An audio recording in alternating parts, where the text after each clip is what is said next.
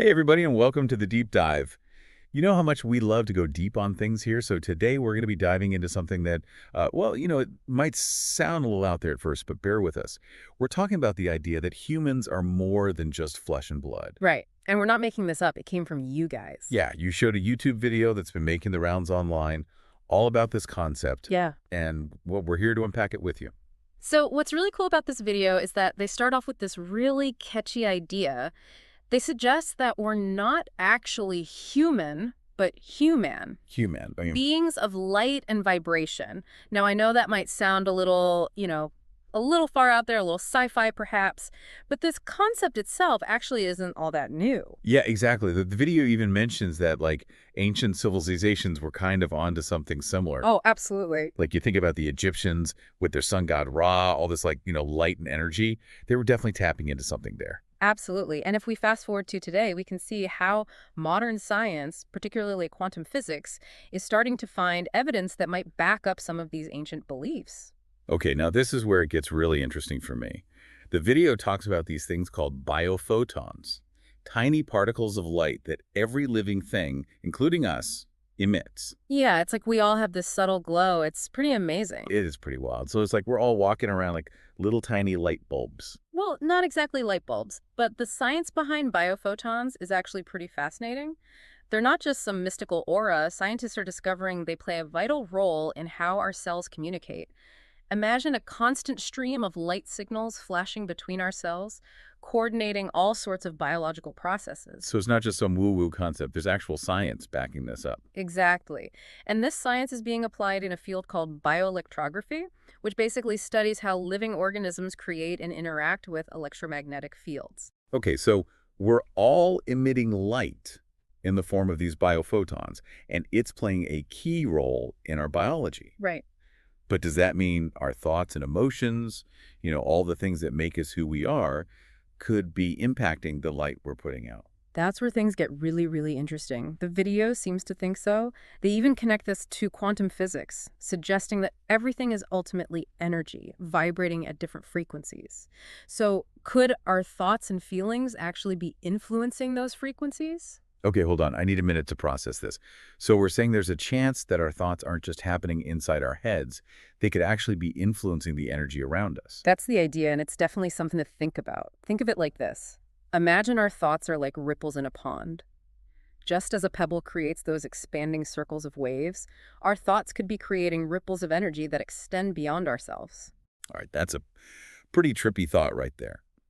So the video then goes on to talk about the importance of raising your vibration, suggesting that by practicing things like gratitude and grounding, we can actually change our energy and potentially our reality. Right. Now, I know you've probably heard of these techniques before, in the context of stress reduction and mindfulness, Absolutely. but the video takes it a step further, suggesting that these practices could be influencing our energy field on a much deeper level. It's not just about feeling good in the moment, it's about actually changing our energetic state. So if I'm understanding this right, we're not just calming our minds.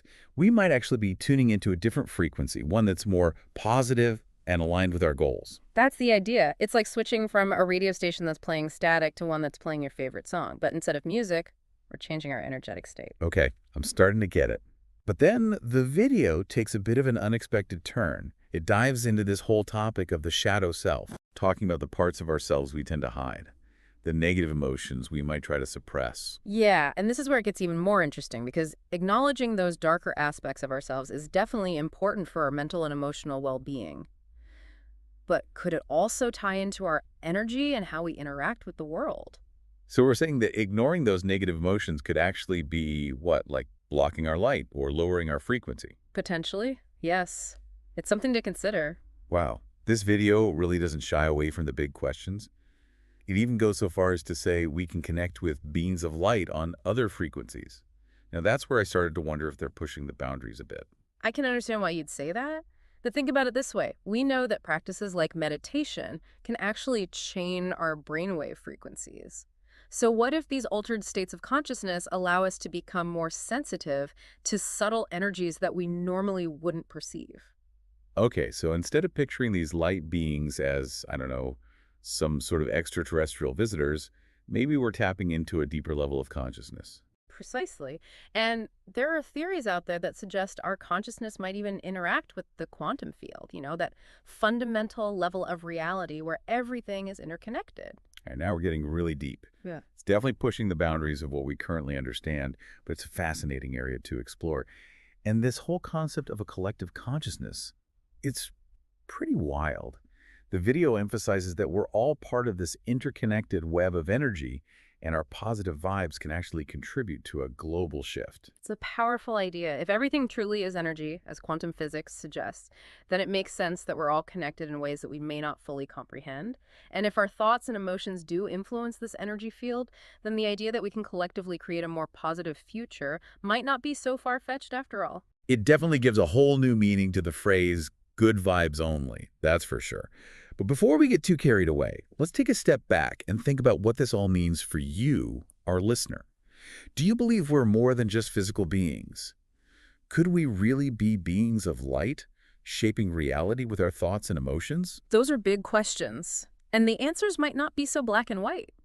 Perhaps the key is to approach these concepts with an open mind while staying grounded in what we know from science. Great advice. Well, that's all we have time for in this first part of our deep dive into the world of humans. It's been a whirlwind of ideas so far, but trust me, we're just getting started. Before we move on, though, I want to leave you with something to ponder. If everything is energy, as this video suggests, what frequency are you choosing to broadcast into the world? That is a powerful question to reflect on. We'll be back soon to continue our exploration, but in the meantime, we'd love to hear your thoughts. Welcome back to the deep dive. We're going to continue exploring this idea of the HUE-MAN, and I think this next part of the video, it's really going to resonate with you, especially if you're, into the whole idea of manifesting, the power of positive thinking, all that. Oh, yeah. This is where it gets really practical. They start talking about how we can actually raise our vibration, use this energy to shape our reality. But before we get into that, there was something I found really interesting. They really emphasize the power of words in this part. Yeah, and it's quite clever, actually, how they start the whole thing. They riff on the word human itself, suggesting it's almost like it's been used to limit us, box us into this purely physical existence. They even go as far as to say that by calling ourselves HUE-MAN, we're acknowledging that light and energy, that fundamental part of who we are. Right. It's like we're reclaiming our true nature. It is. And you know what? It ties back beautifully to the science we were discussing earlier. Those biophotons, remember? The video argues that since we literally emit light, the term HUE-MAN is more than just a catchy phrase. It's a scientific reality. Okay, I love that. They've woven together ancient wisdom, modern science, a little bit of wordplay. I'm into it. But let's get back to this idea of raising our vibration, because the video offers some pretty specific advice on how to actually do that. One of the key practices they emphasize is gratitude.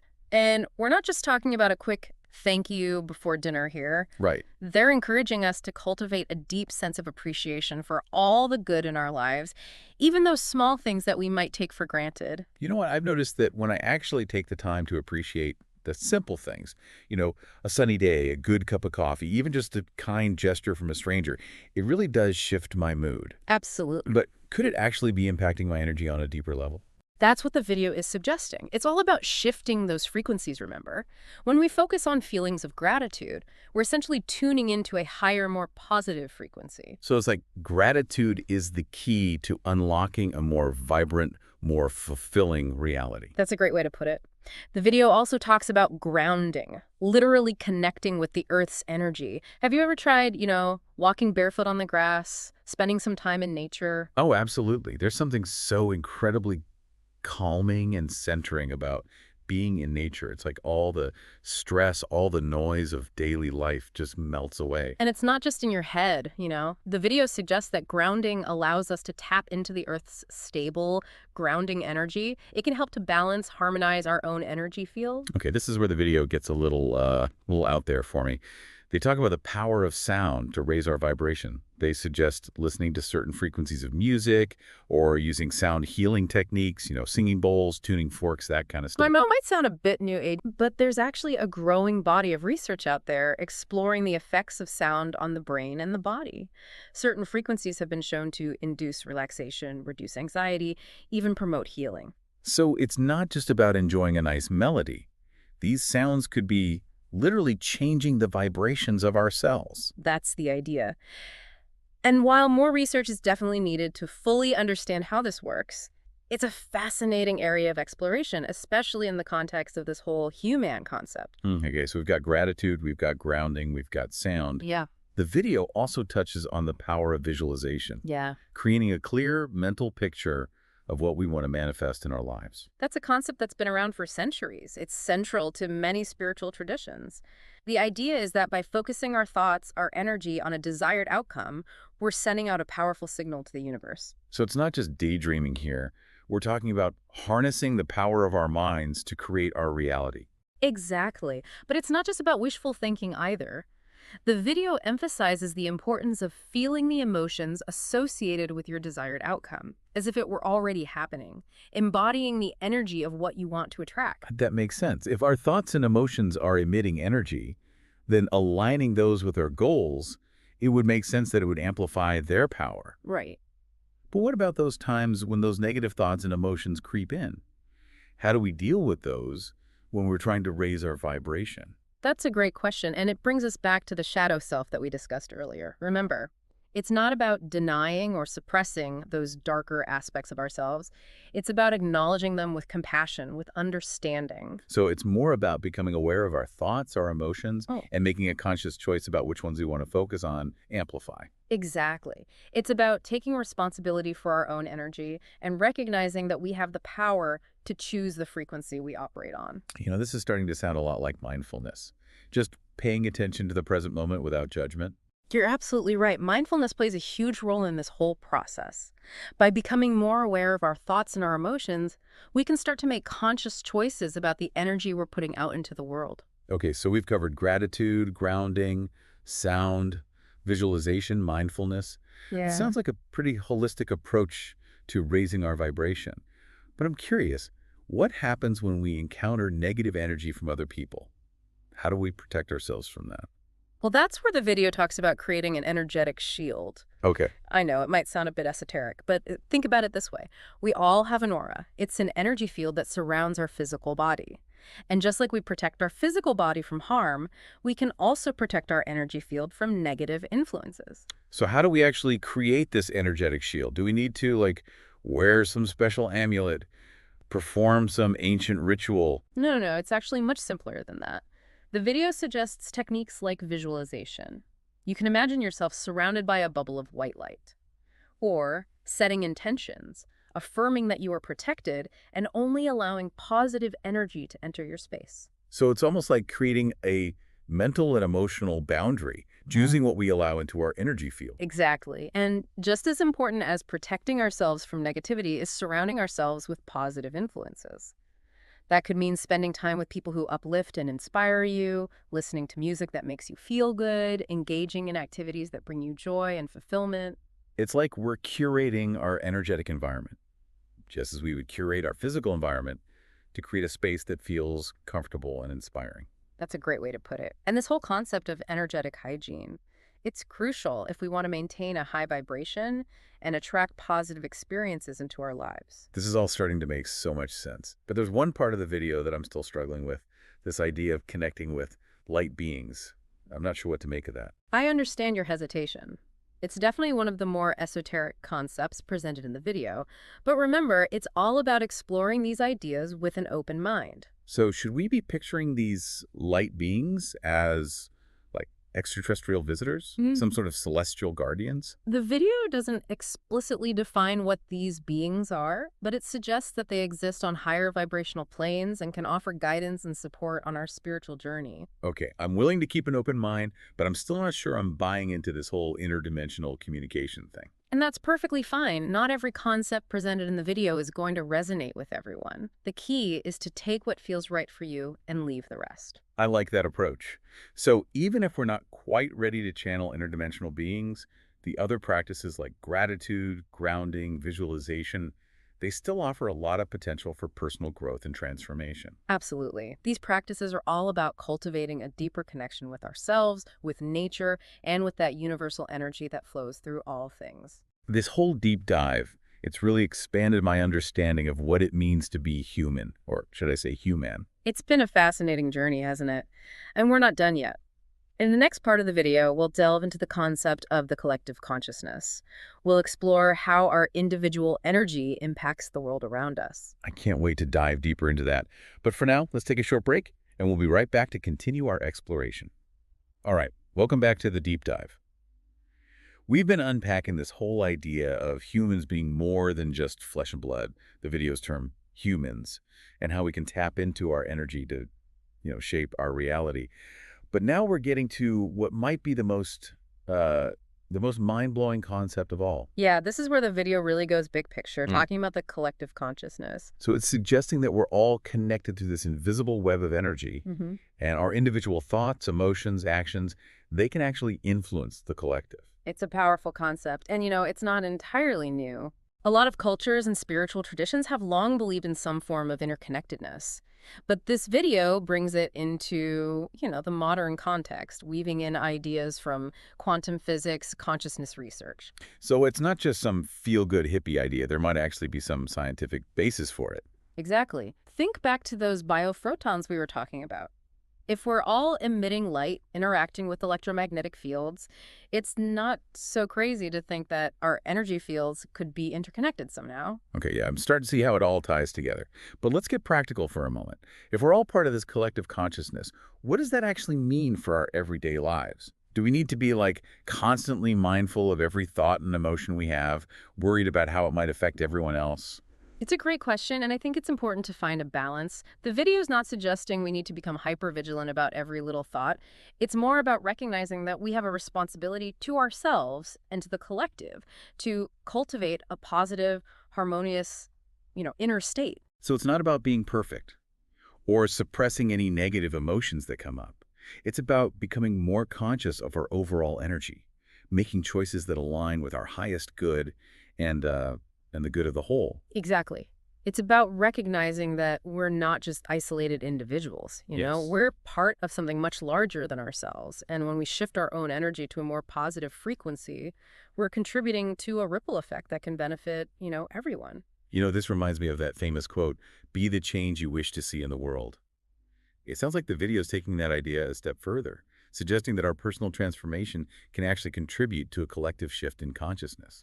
That's beautifully put. And it brings us back to, the empowering message of this whole video, this idea that we're not just passive observers, we're active creators of our reality. Definitely a message of hope, of possibility. But I think for a lot of people, this idea of a collective consciousness, it might feel a bit overwhelming. Like, where do we even begin to tap into this vast web of energy, make a positive contribution? The video offers some guidance there, too. Remember those practices we discussed: gratitude, grounding, visualization. Those aren't just for personal growth. They can also be seen as acts of service to the collective. So when I'm feeling grateful for those little things, or connecting with the Earth's energy or visualizing a more peaceful, loving world, I'm not just doing it for myself. I'm actually sending out positive vibes that can uplift, inspire others. Exactly. It's like we're each holding a tiny spark of light, and when we join those sparks together, we create a force that can illuminate the darkness. That's a beautiful image. It makes me think of those candlelight vigils when people gather together to create a collective feeling of hope and solidarity. It's a perfect example. And the video suggests that we can do this on an energetic level as well. Imagine millions of people all around the world focusing their intention on peace, love, harmony. What kind of impact could that have? It's pretty mind-boggling to think about the possibilities. But I also wonder if our thoughts and emotions are so powerful, does that mean we're also responsible for, all the negativity and suffering in the world? It's a question that's been debated for centuries, and there are no easy answers. The video doesn't really delve into those complexities of free will or, the origins of evil, but it does offer a message of empowerment, reminding us that we have a choice in how we respond to those challenges we face. So instead of getting caught up in blame or guilt, we can focus on cultivating our own inner light, radiating that out into the world. That's the essence of it. And even if we don't fully understand how it all works, the video encourages us to trust in that power of positive intention, to believe that even small acts of kindness, compassion, they can make a difference. Well, this whole deep dive has been an incredible journey. We've gone from the science of biophotons to the power of gratitude, from the concept of the shadow self to the vastness of the collective consciousness. It has been a pleasure to dive into these ideas with you, and, we hope you found it insightful, inspiring. Before we wrap up, I just want to remind you, if you're interested in exploring these concepts further, you can check out www.ultimatemasters.org, coaching, or WhatsApp, plus 256-771-324-119. They have a ton of great resources over there. And remember, no matter where you are on your journey, you have that power within you to shine your light, make a positive impact on the world. Thanks for joining us on The Deep Dive. We'll be back soon with another fascinating exploration. Until then, keep diving deep and keep shining bright.